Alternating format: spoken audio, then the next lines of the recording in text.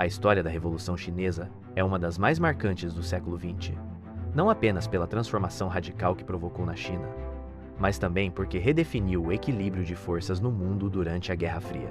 A trajetória desse processo não se resume à vitória do Partido Comunista em 1949. Ela é longa, complexa, cheia de reviravoltas, alianças e rupturas. Vamos percorrer os principais episódios que moldaram esse caminho. No final do século XIX, a China estava fragilizada. Após séculos de domínio imperial, a dinastia Qing, ou Manchu, já não conseguia manter o controle interno e, ao mesmo tempo, resistir às pressões externas. Diversas potências europeias e o Japão haviam imposto tratados desiguais, controlando portos, cobrando tributos e explorando recursos naturais. A população, submetida a humilhações constantes, via sua cultura e autonomia cada vez mais ameaçadas. Esse contexto levou à Revolução de Xinhai, em 1911, que derrubou a monarquia e proclamou a República. Sun Yat-sen, líder do Kuomintang, Partido Nacionalista, assumiu temporariamente o poder, defendendo a modernização do país e a expulsão do imperialismo estrangeiro. No entanto, o sonho republicano durou pouco. Em 1912, o general Yuan Shikai deu um golpe e instaurou uma ditadura, mergulhando a China em nova instabilidade política e fragmentação territorial, inspirados pelo sucesso da Revolução Russa, 1917. Grupos de operários e camponeses começaram a se organizar em torno de ideais socialistas. Em 1921, foi fundado o Partido Comunista Chinês, PCC, reunindo inicialmente apenas 57 membros. Entre eles estava Mao Tse-tung, que futuramente se tornaria o principal líder revolucionário. Nos anos 1920, diante do caos político e do domínio de senhores da guerra em diferentes regiões, comunistas e nacionalistas decidiram se unir. Essa aliança, chamada Primeira Frente Unida, 1924-1927, buscava reunificar a China e combater os separatistas. Apesar de ganhos iniciais, as diferenças ideológicas logo falaram mais alto.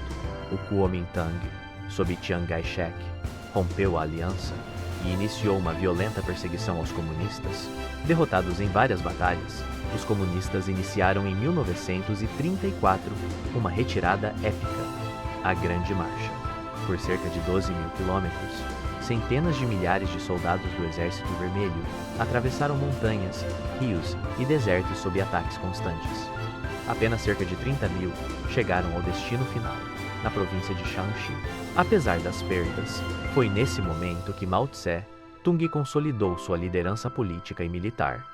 Ganhando legitimidade entre as bases camponesas, a Longa Marcha se transformou em um mito fundador do comunismo chinês. Ela simbolizava resistência, sacrifício e a promessa de um futuro melhor para milhões de camponeses explorados. Em 1937, o Japão invadiu a China, dando início à Segunda Guerra Sino-Japonesa. O inimigo externo forçou uma nova aliança entre comunistas e nacionalistas. A Segunda Frente Unida foi uma guerra brutal. Estima-se que cerca de 20 milhões de chineses tenham morrido. Massacres como o de Nanquim chocaram o mundo, fortalecendo o nacionalismo e aumentando o apoio popular aos comunistas, que organizaram guerrilhas eficientes contra os invasores. Com a derrota do Japão em 1945, fruto também da intervenção dos EUA na Segunda Guerra Mundial, a Guerra Civil na China foi retomada. Mas agora, os comunistas estavam fortalecidos, com maior apoio popular e um exército experiente. Após anos de confrontos, em 1949 os comunistas venceram definitivamente o Kuomintang, que fugiu para Taiwan. Foi proclamada a República Popular da China, tendo Mao Tse-tung como líder supremo. O novo regime propôs transformar radicalmente a sociedade chinesa. Uma das primeiras medidas foi a coletivização da agricultura, com a formação de comunas populares. O objetivo era acabar com a desigualdade no campo, mas essa política trouxe tensões e resistências.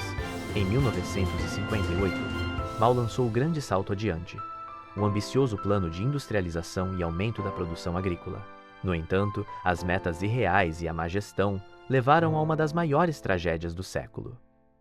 Fome generalizada que resultou na morte de milhões de chineses na década de 1960, Mao enfrentava críticas internas e perda de prestígio.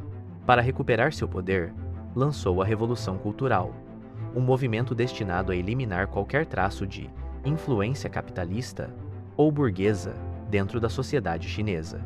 Estudantes e jovens, organizados como guardas vermelhos, foram incentivados a perseguir professores, intelectuais e até líderes do próprio partido.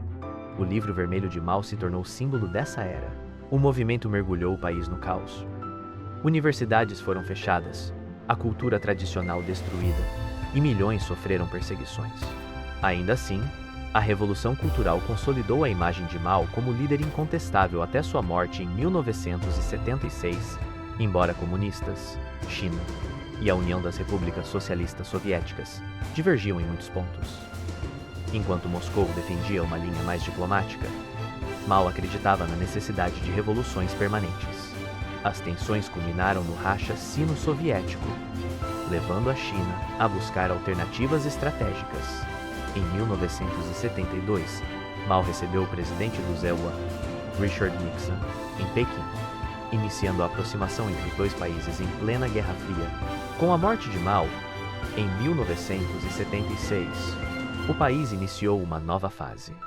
Sob Deng Xiaoping, a China passou por reformas profundas, flexibilização econômica, abertura ao capital estrangeiro e criação de uma economia socialista de mercado. Essas mudanças, sem abandonar o regime comunista, impulsionaram a China rumo ao protagonismo global que exerce hoje.